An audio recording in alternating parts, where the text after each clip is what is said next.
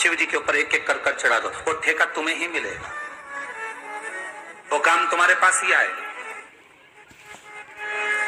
बस केवल अवधूतेश्वर अर्थात ये जो क्रम है, ये वो क्रम तो 108 सरसों के फूल का आप कभी भी कर सकते हो, पर जो ये बच्चों के लिए किया जाता है वो केवल बसंत पंचमी के दिन ही होता। नटराज का, किसका पूजन? नटराज। क्योंकि वीणा देवी को, सरस्वती को भी अगर कोई स्वर प्रदान करता है, माता सरस्वती को यदि कोई नृत्य प्रदान कर रहा है, माता सरस्वती को यदि कोई वीणा में स्वर प्रदान कर रहा है, माता वीणा वादनी को अगर कोई वीणा सिखा रहा है, माता सरस्वती को नृत्यांगना सिखा रहे हैं, तो वो नटराज भगवान शिव सिखा रहे हैं। शंकर, दुनिया के लोग माता सरस्वती को पकड़ते हैं और सरस्वती शिव नटराज। पहला नाट्य सिखाने वाला ही शंकर सरस्वती को, इसलिए कहते हैं विद्याध्ययन करने वाले बच्चों को शिव का स्मरण करना चाहिए। शंकर का स्मरण करो, जब जब पढ़ने बैठो मन नहीं लगे। कई बच्चों की आदत रहती, किताब लेकर बैठ जाते हैं, लाइन पर इंग्लिश भी रखेंगे, सब ध्यान करेंगे, पर याद भी तो होना चाहिए। याद कैसे हो? तो महाराज, जितनी बार विद्याध्ययन करने बैठे बच्चे, उतनी बार ओम सरस्वती का स्मरण करें। किसका स्मरण करना है? ओम सरस्वती। ओम का सल्लेखन लंबा लेवे, आखिरी में सरस्वती पर विराम कर दे। ओम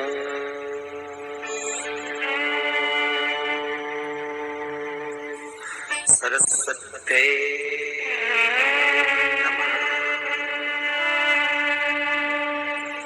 ओम सरस्वती का स्मरण करिए। 5 बार बोलने के बाद बच्चा खेलते हुए भी अगर किताब में एक लाइन भी पढ़ लेगा तो वो बच्चा उस लाइन को कभी जिंदगी में भूल नहीं सकता, भले वो उस क्लास को पास करके आगे की 10 क्लास में क्यों ना पहुंच जाए, भूल नहीं सकता। सरस्वती जी का एक नाम शारदा है। क्या नाम है? जम के बोलिए जरा। शारदा। ये शारदा नाम कहां से पड़ गया? सरस्वती माता को शारदा नाम किसने दिया था? भाई नामकरण होता है तो हमारे यहाँ तो आज भी नियम है हमारा, ये बुआ कोई नाम बताती है, मामा जी कोई नाम बताते हैं और दादाजी कुछ बोलते हैं, कोई बोलेगा टिक्कू, कोई बोलेगा पिक्कू, कोई बोलेगा कुछ, सबके नाम अपने अपने रहते हैं, कोई प्रेम से क्या बोलता है। तो सरस्वती का शारदा नाम किसने प्रदान किया था? माता सरस्वती को शारदा संबोधन किसने दिया था? माता सरस्वती को शारदा का संबोधन किस समय पर प्रदान किया गया था? जिस समय पर शंकर और पार्वती भ्रमण पर निकल रहे थे और भगवान ब्रह्मदेव सरस्वती को ढूंढ रहे थे, और माता सरस्वती को ढूंढते हुए ब्रह्मा जब भगवान शंकर की साक्षी में पहुंचे हैं, तब भगवान शंकर से ब्रह्मदेव ने कहा, आप कहीं सरस्वती को देखें तो मुझे भेजिएगा, मेरे पास में भेजिएगा। शंकर भगवान ने उसी समय पार्वती से कहा, पार्वती, जैसे एक स्त्री जो पतिव्रता धर्म का पालन करने वाली है, एक नारी पतिव्रता धर्म का पालन करने वाली होती है, पति को परमेश्वर मानने वाली होती है, पति के चरणों का ली होती है, तो वो पर पुरुष का स्मरण नहीं करती। उसी तरह एक पति जो अपनी अर्धांगिनी के साथ में रहे और अर्धांगिनी के साथ चले, तो पर नारी का स्मरण नहीं होना चाहिए। तो एक काम करो पार्वती, तुम उस सरस्वती को बुलाना प्रारंभ करो। अब पार्वती जी ने कहा, सरस्वती तो मेरी बहन जैसी है, सरस्वती तो मेरी सखी जैसी है, अब मैं उसको अगर बुलाऊं, आवाज दूं, अच्छा नहीं लगेगा। तो माता पार्वती जब ढूंढते ढूंढते ढूंढते ढूंढते शंकर भगवान के साथ में भ्रमण करती करती पहुंची, तो क्या देखती है माता पार्वती कि एक सरोवर के पास में माता सरस्वती बैठकर सरोवर में अपना मुखाग्रविंद देख रही थी। श्वेत वस्त्र था मेरा माँ का और बड़ी सुंदर गले में माला पहन रखी थी माता सरस्वती ने, और एक सरोवर में माता सरस्वती अपने मुख को जब निहार रही हैं, उस दर्पण के भाव में अपने प्रतिबिंब को देख रही हैं, तब उस समय पर माता पार्वती ने कहा, शारदा, सरस्वती को लगा कि मेरा संबोधन ये किसने कहा, पलट कर देखा, सरस्वती ने कहा, पार्वती तुम? हाँ, मैंने मैंने तेरा जो दर्पण में प्रतिबिंब देखा है, तेरा स्वरूप देखा, पर तू इतनी सुंदर है, इतनी सुंदर है, पर तेरा जल में जो स्वरूप देखा ना, वो नीला दिखाई दिया, थोड़ा सा श्याम दिखाई दिया, इसलिए मैंने तुझे शारदा कह दिया। आज भी हमारे मध्य प्रदेश के टनी और सतना के बीच में मैहर में आज भी शारदा भवानी विराजमान है।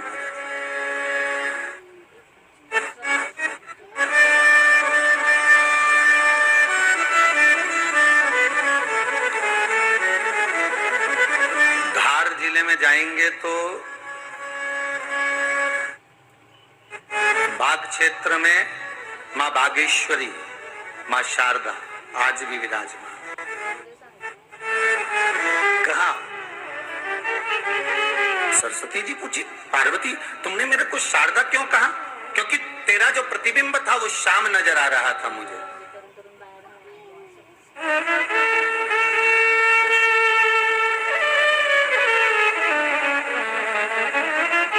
उस प्रतिबिंब को देखकर मैंने तुझे शारदा का संबोधन दिया।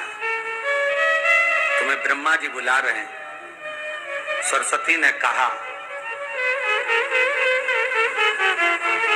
पार्वती मैया, दीदी आपने मुझे जो नाम दिया है, जगत के लोग, संसार के लोग मुझे इस नाम से जब पुकारेंगे तो ये शारदा, ये सरस्वती स्वयं उसके कंठ पर, उसके मस्तिष्क पर सदा विराजमान रहेगी, ये शारदा बनकर। इसलिए हमारे स्कूलों में, हमारे काव्य ग्रंथों में, हमारे जो कविगण रात्रि को जो काव्य पाठ करते हैं, कविता का स्मरण करते हैं, वो सरस्वती की वंदना नहीं करते, हे शारदे मां, शारदा की वंदना करते।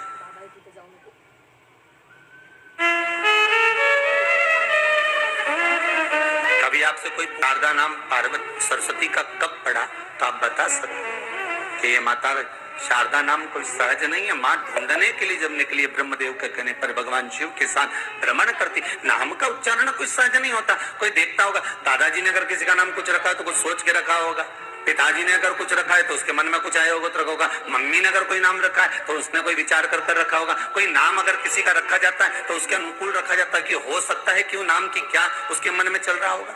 तो शारदा का संबोधन कोई सहज नहीं है। माता सरस्वती का एक नाम शारदा हुआ, इसलिए संबोधन में सरस्वती कम शारदे मां ज्यादा बोला जाता है। आप काव्य पाठ कर लो, नाम जाप कर लो, स्मरण कर लो।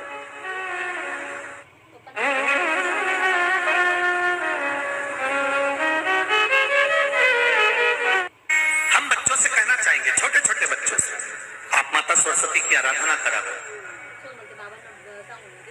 मेरे बच्चों से निवेदन है, कभी जिंदगी में अगर मौका मिल जाए